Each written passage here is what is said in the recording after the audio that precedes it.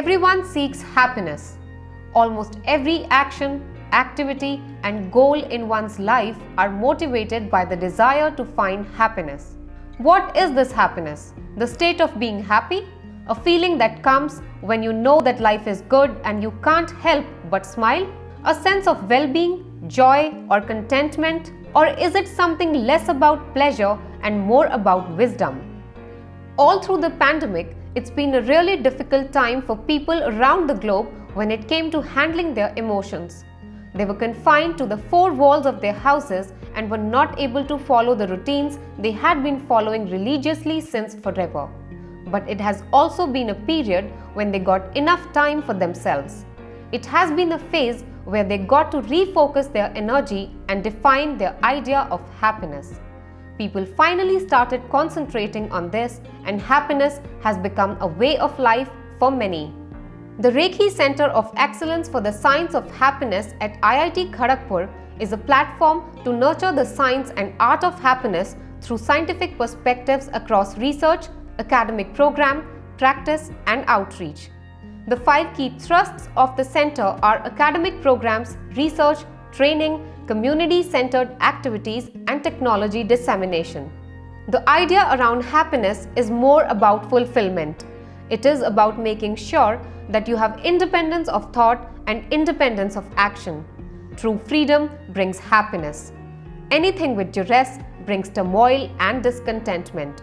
Richa Surod Dalal, Democracy News Live, New Delhi. Good evening and welcome to It Matters. We are doing a show today about an issue which may not be news, but it still matters a lot to us. The world has seen a tremendous amount of turmoil in the last few months. One of the reasons is happiness, or lack of happiness for that matter, for a lot of people. People weren't used to being stuck at home. People were used to taking breaks, getting out of the home, going away, coming back. Being with yourself became a challenge for a lot of people. People came under tremendous financial pressures. People came under tremendous family pressures. People came under health pressures. So it was a good time for us to kind of think about happiness or the lack of that for many, to understand where the world is at and what we need to do. So we went out and spoke to a few people around the world around what happiness meant. Let's take a listen in to that video. Played with my mom, dad, and my daddy ma and my dadu dad, and watching TV, phone, and junk foods. Happiness is being a mother. Happiness is swimming, dancing, dressing up, eating delicious cuisines while traveling, and meeting some interesting people. I don't think finding happiness is any bit difficult. It's the intent that matters. So if you intend to be happy, you're going to be happy come what may. And if you intend to look at the grass the other side, then you'll never see the grass greener on your own side. Happiness for me is playing sports, but these days because of time management issues I am not able to play sports or go for running or jogging, etc. For me, happiness is finding a bookstore with lots of books with classic and all the genres I like. Happiness for me is my entire family sitting together, remembering old memories while making new ones. And the second would be a perfectly baked cake. So I know happiness could mean a lot of different things for a lot of different people, but for me, I associate happiness with a sense of security or a sense of certainty for the future. This is both on the professional and the personal front. Professionally, of course, I mean a sense of certainty that I have something to fall back on, maybe a job to fall back on, and nothing to worry about in the future in terms of maybe a source of income. But equally importantly, also personally, in terms of a family for the future, somebody to rely on emotionally. I feel that happiness is something that comes from our external experiences that we have a reaction to. And those feelings are often very fleeting. We react to seeing someone that we have affection for. We react to some good news And that creates a feeling of happiness. It's heartwarming to see what people had to say about it. The idea for many is fulfillment. The idea for many is how fulfilled they feel themselves. How much do they think they are in control of their actions? How much do they think they are making their own decisions, whether right or wrong? What does it take to become happy? We're joined by a group of panelists today to discuss this. Now, it's a very interesting journey for the Happiness Center, which was set up at IIT Kharagpur by the chairman, Singh. He is a systems man. He lives out of Singapore today. Uh, he develops software companies. So, joining us is Singh, who is the chairman of the Reiki Excellence Center for Science and Happiness at IIT Kharagpur. It's the Indian Information Technology Institute. It's primarily an engineering school, but obviously it's got much more today than what it used to be. Also joining us is Priyadarshi Patnaik. He's currently a professor, Department of Humanities and Social Sciences, and chairperson at the Reiki Center of Excellence for the Sciences of Happiness. Also joining us is Samdu Chetri. Samdu Chetri is born in a cowshed in remote Bhutan, is a pilgrim of love and compassion. He teaches mindfulness through the concept of gross national happiness in IIT Kharagpur. We've all heard about the story of Bhutan is the happiest place in the world to live. So it'll be a pleasure to listen to him about what happiness means and how do they achieve it.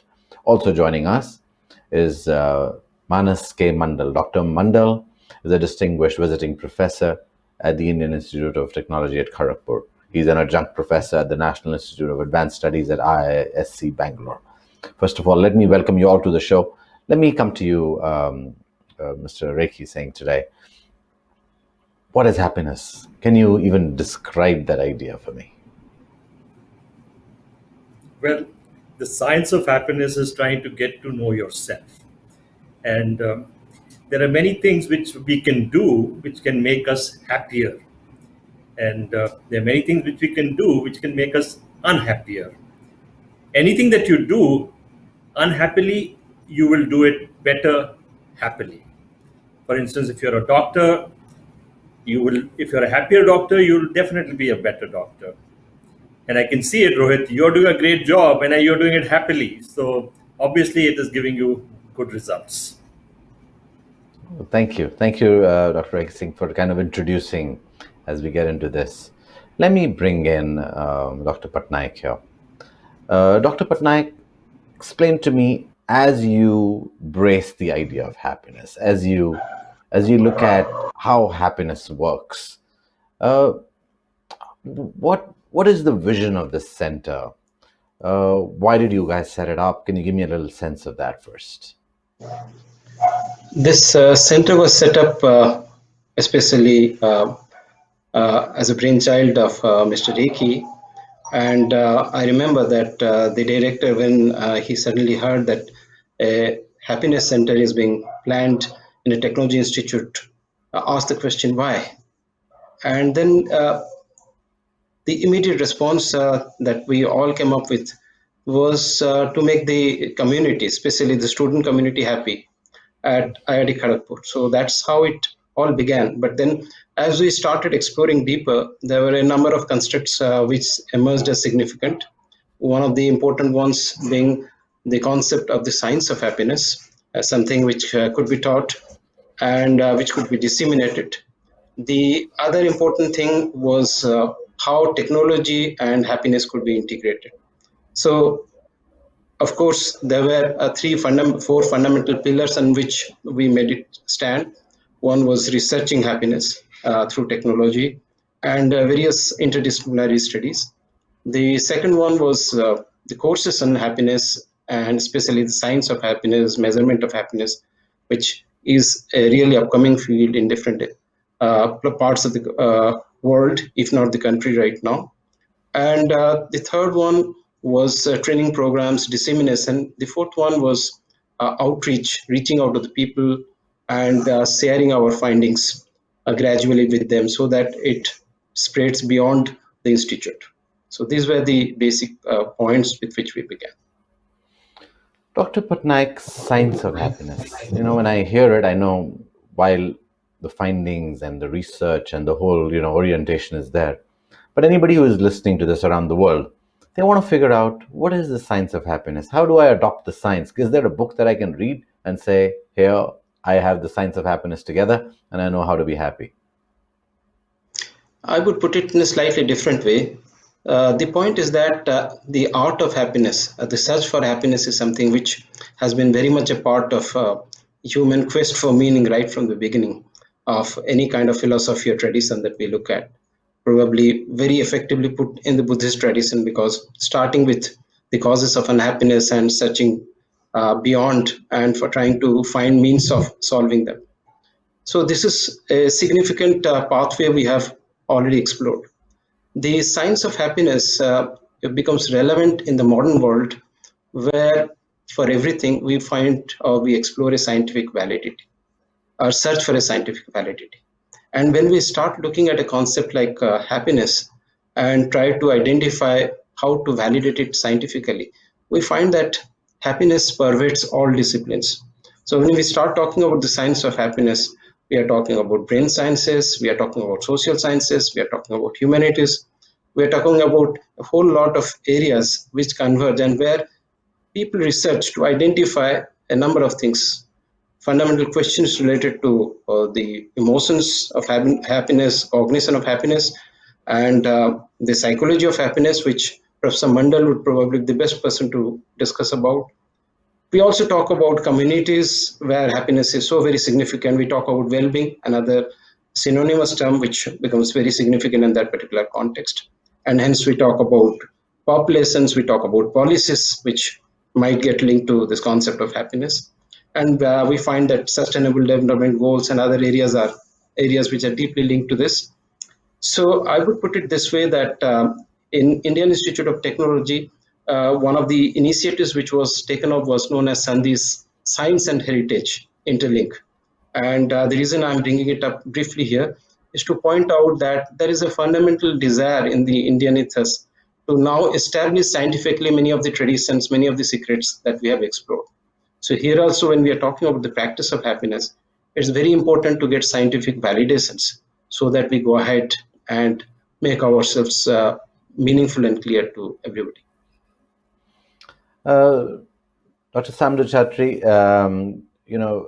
we're talking about this whole idea of Buddhist tradition, on how it's innate to the Buddhist tradition, and then you're from Bhutan.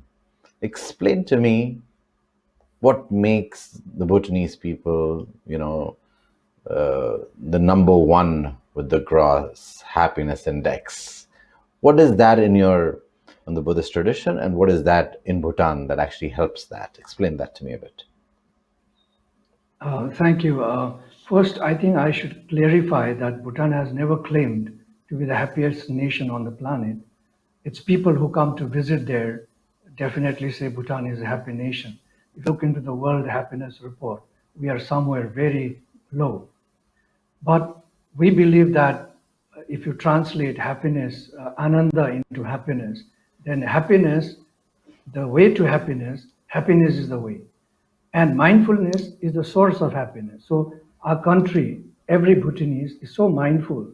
Right from our childhood, the first few things that we learn is to constantly be in contentment. That doesn't mean that we don't desire for greater things in life, but we need to be first appreciative and content with what we have. Then only we can think for greater things in our lives.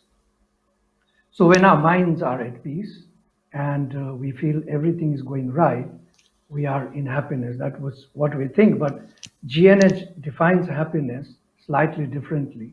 It says it's balancing between the material and the spiritual needs of body and mind. And it is not the fleeting, pleasurable, or feel-good moods so often we associate with the term, in fact. True abiding happiness cannot exist while others suffer and can only come from serving others, living in harmony with nature, and realizing our innate wisdom and true and brilliant nature of our own minds. So we are very focused in trying to be very mindful practitioners.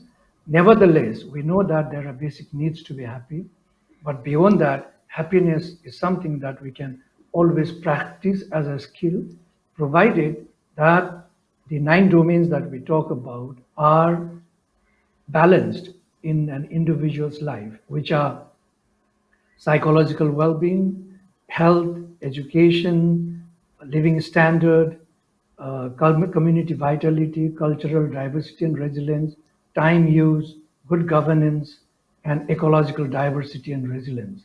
If these 9 domains are prevalent as a condition in one's life, then we know that person would always can will always be happy because he or she can practice how to be happy. They can practice as a skill. So we know this is how we work in Bhutan.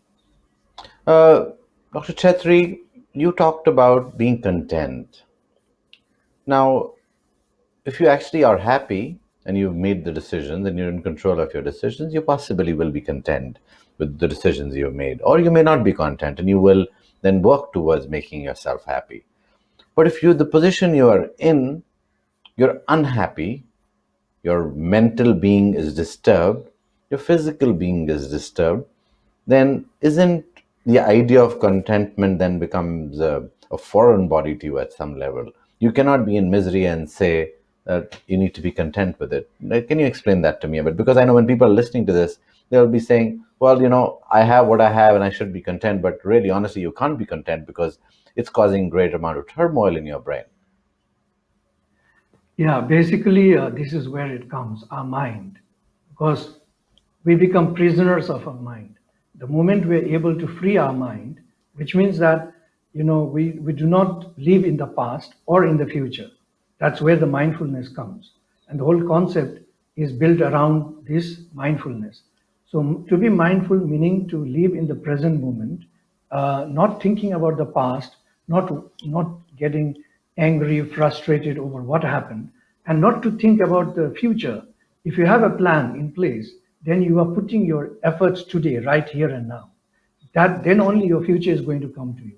So there we try to say that by becoming depressed or anxious, we are not going to achieve anything. If we're going to achieve something through those mechanisms, then let's all be depressed and anxious about it. So therefore, we say we have to be mindful if we want to achieve our contentment, even when we don't have anything. We still, it's a choice. Happiness is a choice. You can be always happy with very little that you have around. But the problem that arises is basically because we live in division with self with others, and self with environment. So we are divided in many. We are discontent. We are greedy. We are very prideful. We are jealous. We are angered. We have excessive desires in our and image. We are comparing all the time with one another. We also try to say that my social values are better than others. We don't appreciate the difference and we don't value each other's social beings. And we are always competing, complaining, and comparing. Now, these are all the works of our mind. And also, we work like 2/3 of our lives, or 1/3 of our life, we're working, but we always complain about work.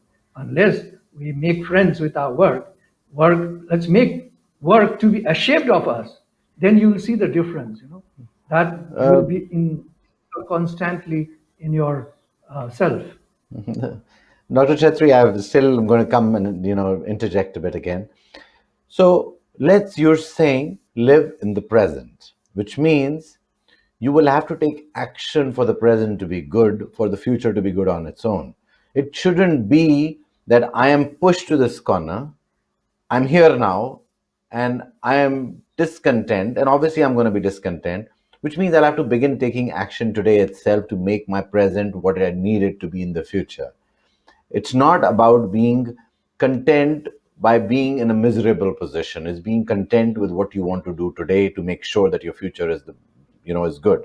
Is that what you mean? Exactly. You need to find your voice. Yeah, because what you said earlier, a lot of people may presume the idea that contentment is about resigning and saying, okay, this is what I have and this is what I want to live with. And that's not the idea at all, correct? No, not the ideas. That's not the idea. Great, great, because I think that required that clarification.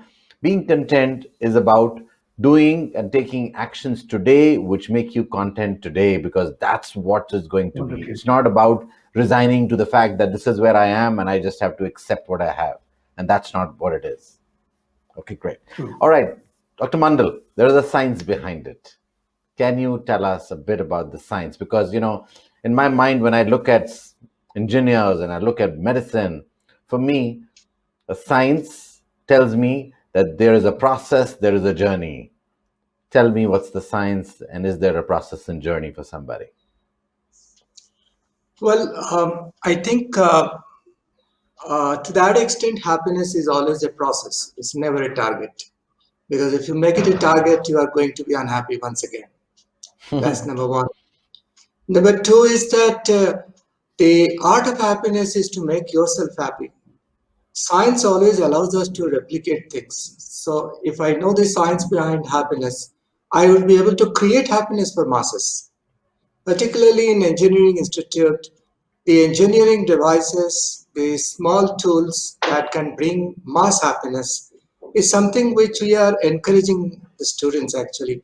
And the question that why in Engineering Institute we are interested in having happiness is to tell students that how you can bring changes in people's life rather than you become happy on your own all the time looking for it. Why not you bring changes and then create an ambience for happiness for yourself?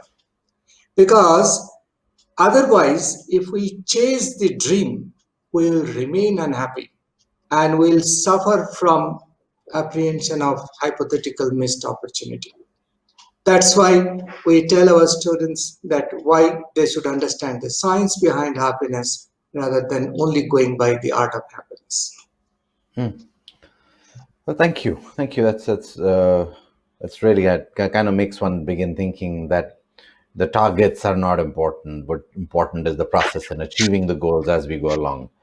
Mr. Reiki, you obviously lived around the world. You're still sitting in Singapore today. Give us a sense, Mr. Reiki, of why you thought this was a really, really important center to set up. And you're an alum of IIT Kharagpur, as I understand. Many people would have said India possibly doesn't need it. India is already a very mindful country. It has this old tradition, and the rest of the world possibly needs it more. Explain to me, first of all, why do you think it's important, and two, does India need it? Rohit, India definitely needs it. Everybody needs it because everybody has a goal to be happier. And I think you asked as to why did I think of this idea and why did I start the center. The few years ago, 3-4 years ago, I wanted to give back to the community and give back to the college where I had studied. And IIT was, of course, which has given me a lot. So I thought of this idea of trying to set up a center in IIT Kharagpur.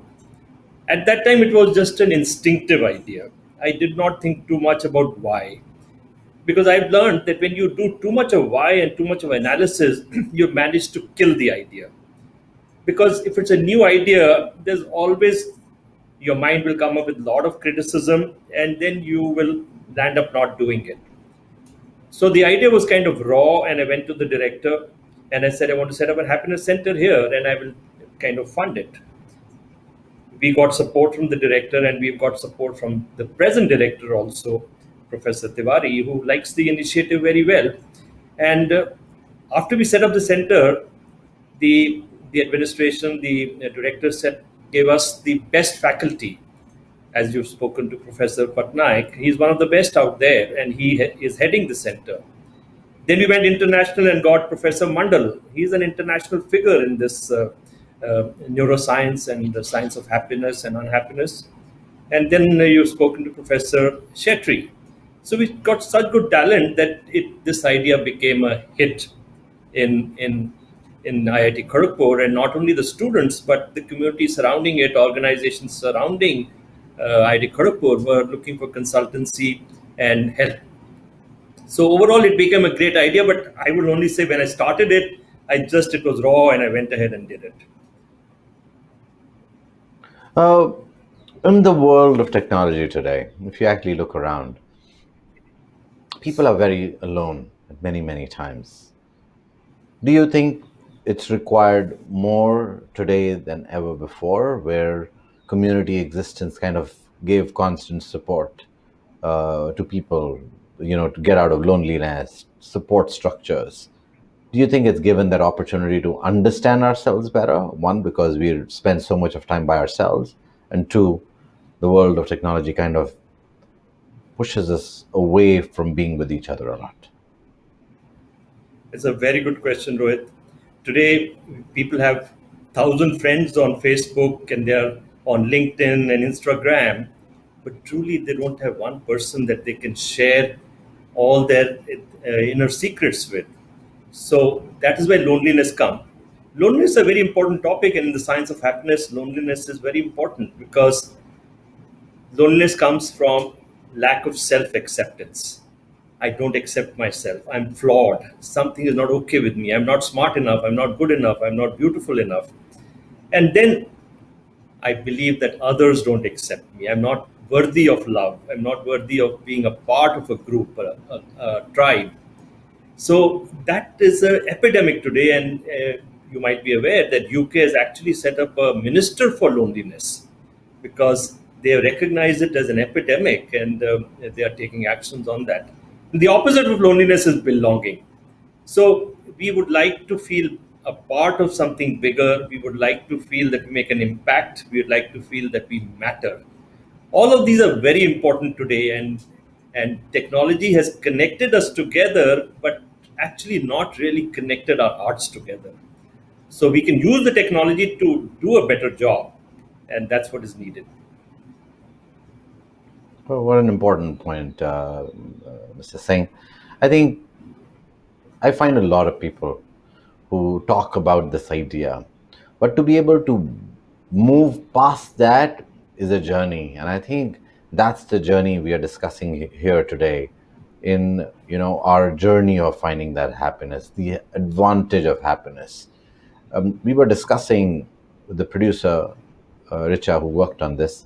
She was talking about what should we call the show, and I said, I went through a few pages here and there, and then I saw this really interesting book called The Happiness Advantage. And I sent back a note to her, Happiness Advantage, because when you actually look at happiness and you actually look at you being content in what you're doing, which means you think you have a purpose in life, you automatically go towards a bit more connectedness. Let me come back to you, Priyadarshi. Could you tell me this whole journey of finding yourself in a spot where you are delivering to a larger society, where you feel you're contributing to the larger society? Is that also something that's very important to reach the contentment, to reach mindful happiness, as we call it? I would like to make three quick points. One of the first one is experiential. The experience is of one of our students talking to me over phone, where he calmly narrated the event of his mother's death and taking it with a great degree of calmness. So I just asked him that how are you able to do that, handle the situation, and he said that this course helped him. Course on happiness, science of happiness helped him. I wasn't expecting that, so that was the first quick reward that we are talking about. So it might have reached just one or two people at the beginning, at the outset, but we have a feeling that this person becomes a kind of an ambassador, and this influence pervades. This is the first point we would like to make. The second one was made by Professor Mandal, where we talked about not being able to only think about ourselves, but to think beyond. And there are projects we take up where we ask students, whether with the use of technology or in any other ways, to take up small initiatives where we can either assess happiness or unhappiness and related qualities, or we can extend technologies to enhance connectedness and belonging, which Mr. Reiki was talking about. And such small initiatives are taken at the level of the students. However, there is also another thing, which is that we hope that in the future we would be able to come up with broader definitions, articulations, which would have policy implications, which could serve community. Because these days we have realized that economic good is not the only way of making people happy. Once the economic level is reached, and as was indicated by Mr. Reiki, comparison and competitiveness begins, unhappiness goes up. We have found that in some of the border areas of the northeastern states, when the level of economic well-being went up, the level of suicides also went up. So it's very important to address policy decisions, and we hope that we will gradually be able to evolve to a particular point. We are able to take care of this. We have already in touch with certain cities and certain states where we are assessing, or we have already consulting as to their measurement of happiness and well-being. And I believe that we can play our small role in suggesting and contributing to policy decisions as well. Priyadarshi, you talked about one of your students coming up and talking about how he was able to take it more calmly. I have a little small personal incident to kind of talk about.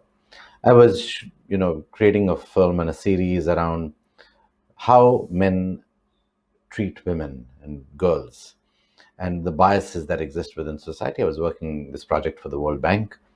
That morning I got a call that my father had passed away. Obviously, I told my crew that, and I knew if I had left that project that day and didn't go back to it for the next few days, it would have all come crashing down. For me, the important goal was to kind of understand that that the treatment of women changes over a period of time. And I was working on a very important project. I'd been working on it for about 6-8 months then. And there was a whole large team from all over the world which was here for doing the project with me. So I flew out that morning.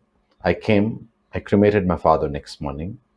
And next afternoon, I was going back for the shoot. And a lot of people, including some very close relatives, and said, "Why are you going back? You need to be here for the next 13 days. And I said, "I'm focused on what I'm doing, what I need to do right now. There'll be time for me to mourn. There'll be time for me to do everything else, and I'll have time for that.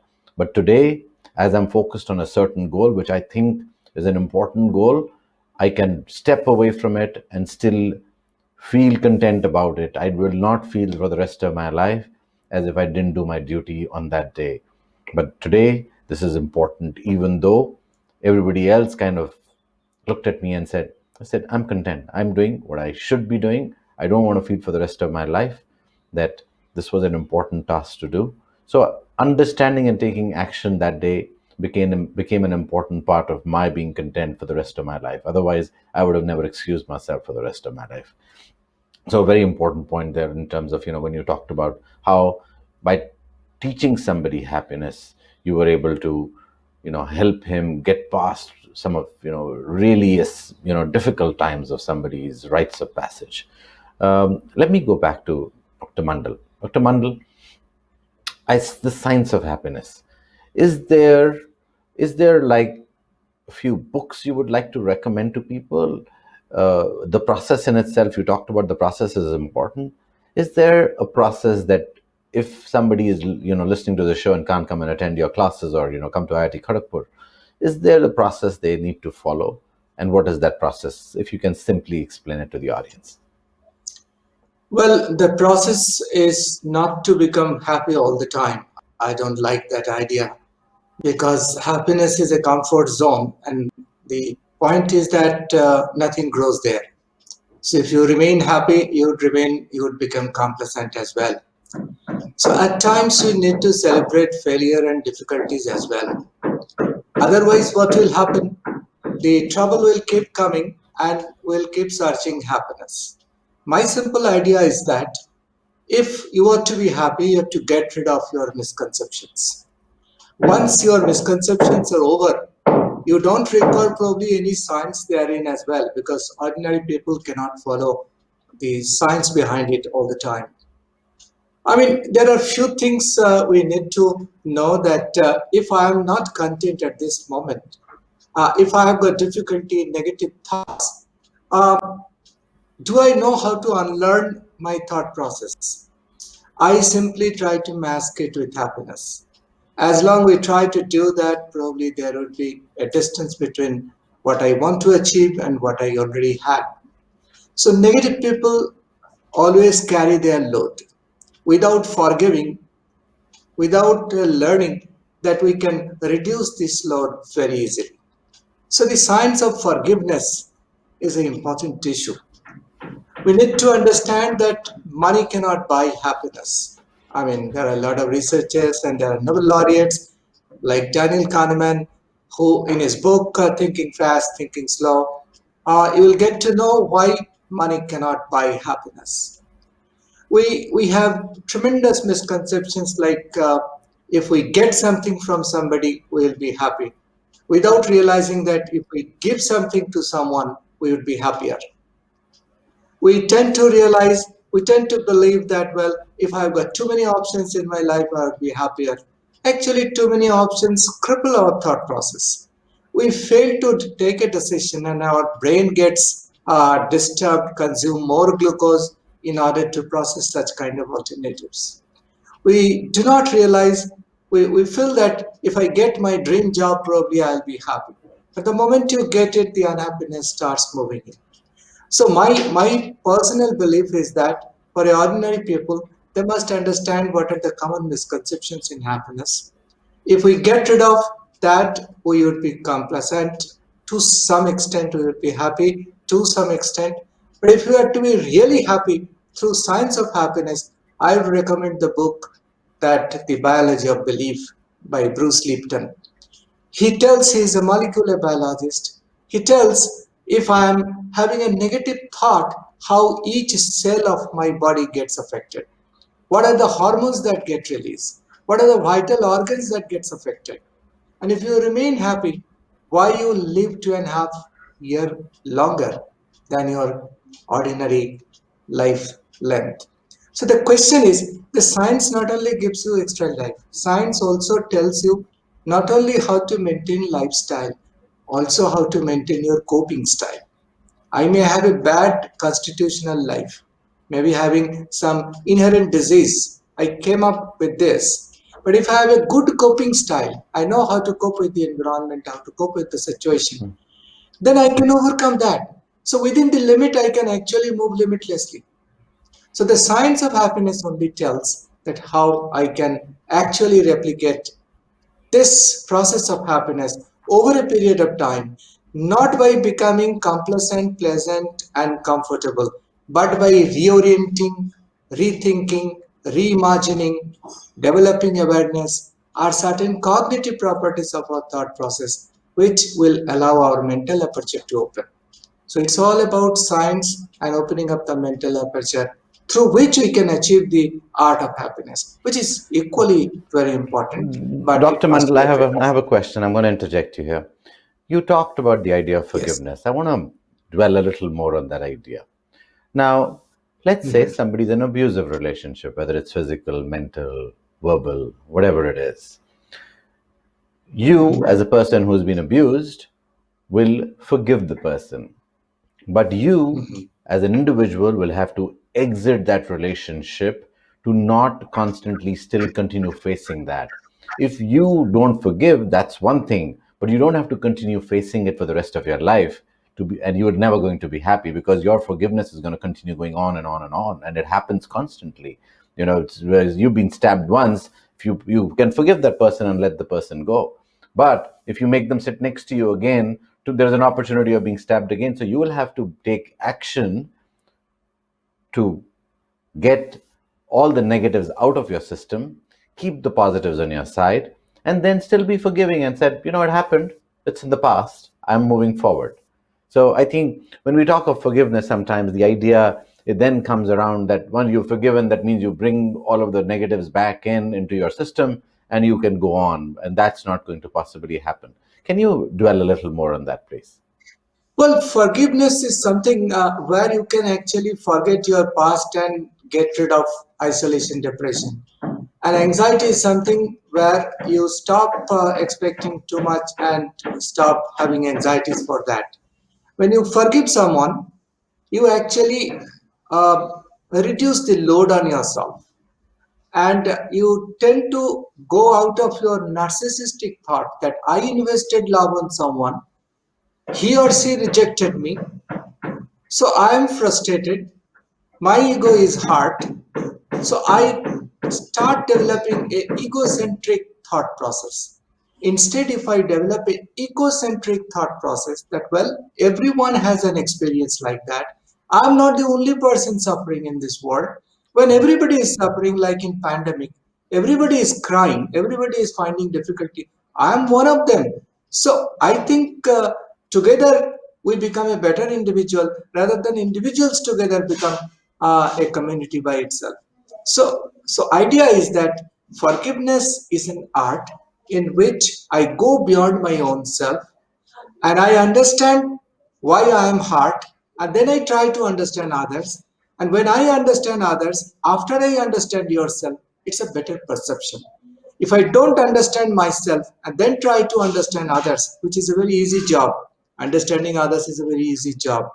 But understanding others without understanding yourself is a common man's perception. People tend to do it.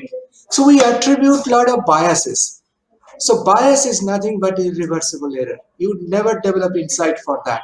That why you are very discontent with a particular person because you have developed bias, and bias doesn't allow you to develop insight because it's a reversible error. An error is a reversible bias. So there we make the mistake, and as a result of which we tend to go away from forgiveness. Sure, absolutely. I know, and forgiveness is a very important part of, saying this has happened to me. I'm going to forgive the individual. I'm going to shed the load on me. But at the same time, I'm going to change my situation. One of the ways, possibly, of looking at happiness is to keep anything that puts pressure and tension in your life out of your system.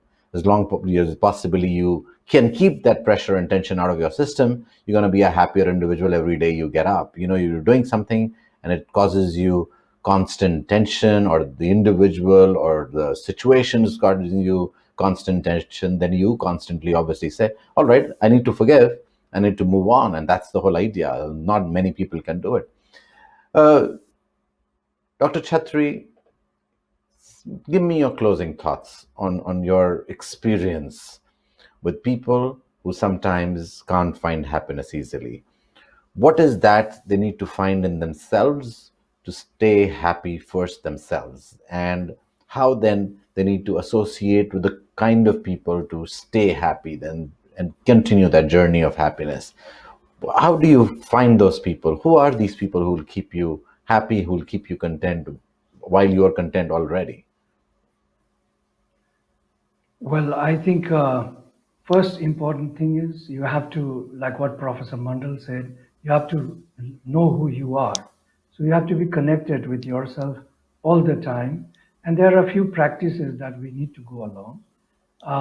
One of the very important one is that we need to realize that we are alive, something that we never realize. Often we do not know that we are breathing unless we remind ourselves that we are breathing. So every moment we have to connect with ourselves to realize that I am alive. And to do that, you need to listen to your breathing. And if, very simple practices beginning in the morning when you get up, you just sit on your bed and think about today. What are you going to do today better than yesterday? Put a resolve for today. What kind of day are you going to pass? And then do 3 minutes of mindful breathing. Just breathe in and breathe out. Breathe in and breathe out. In the beginning, it might be very difficult, but as you continue to practice, you will definitely learn to do it better. After that, when you're walking, do a very mindful walking, meaning that every step you take, feel that you're kissing Mother Earth and be grateful to Mother Earth that she has given us the permission to walk on her that day. Likewise, when you're sitting down, try to focus your mind on what you're doing. And if you feel any kind of, stress or anything, then there are practices to go along. For example, I would advise that every 2 hours, you need to get up, do mindful movements, meaning do a mindful walk or movements of your body, then sit down and do at least 2 minutes of mindful breathing in and out. And that's going to refresh you constantly keep you attached to yourself. The second time, or after 2 hours, you could do a body scanning, start from one end and go to other end, maybe preferably going from foot to head would be nice.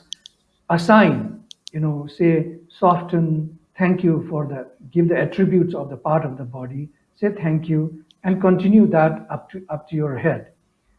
These are a few of the very important things. And suppose, like what you mentioned, if someone comes there and bothers you and you suddenly are in very stressful situation, all you need to do is do attention release, and that is just sit down and breathe, take deep breaths in and out. Just 3 of them, or 6 if there are too many, or if it is too hard, 9. You don't have to do more than that. You'll calm down immediately. Now, you can also go to bed at the end of the day when you're in the bed to have a very beautiful, peaceful sleep.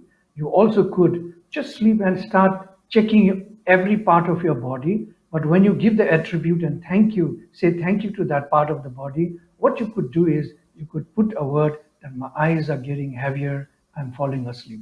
I promise you the kind of sleep that you're going to have will be so very different. You'll be totally rejuvenated when you wake up in the morning. So few of these practices that connects you with yourself. You don't need to have the best friend for all of us is ourselves. If we learn to make friends within ourselves, for ourselves, within ourselves, because the consciousness which I know Vedantas talk about, which we all know, even quantum physics talks about, is around us, not within us. So when you are making friends, you're making friends with your inner self, which is actually the magnetic force around you. And then you don't need anybody to really fall back for anything that you want. You can just fall back to yourself and you'll always walk that journey happily. Absolutely. And when you actually possibly even make friends such as yourselves that will keep you happy. If they are toxic, and sometimes you may breathe deeply or sometimes may walk away, because that's going to be even a larger breath. And that's possibly the whole idea. Dr. Chetri, Mr. Reiki Singh, Mr. Mandal, Priyadarshi, thank you very much for joining me for this show. The idea of happiness is an important one, and I think you braced it. It's a journey for everybody. It's a journey for the rest of the world, especially in this pandemic world today, where many of us sit all by ourselves, trying to find meaning to our lives, trying to find what we are doing. Some of us obviously are going through financial crisis. Some of them are going through health crisis. But knowing that this is a better world and we know who we are and how to center ourselves and how to move towards the journey of happiness is something that's going to be important. Thank you again for joining me. Good night and good luck.